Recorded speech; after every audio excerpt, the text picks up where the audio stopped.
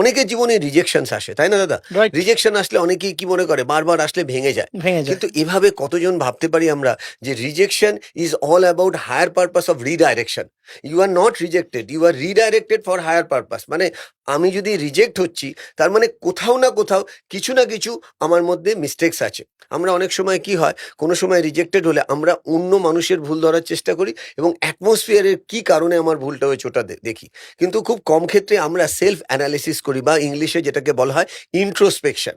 যে কারণে আমি সবসময় আমার স্টুডেন্ট বা যারাই আমার কাছে আসে আমি বলি যে তোমার ইন্ট্রোস্পেকশন তুমি কতটা করো।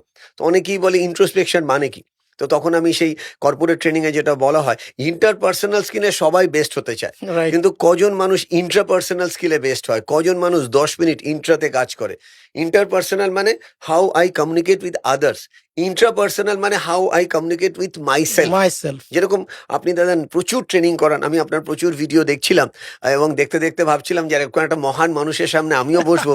আজকে হয়তো আমি কথা বলবো ঠিকই, কিন্তু ওনার ওই টোকা থেকেও অনেক কিছু আমাকে শিখবো, বিকজ আমাকেও অনেক সময় গিয়ে অনেক জায়গায় টোকা দিতে হয়।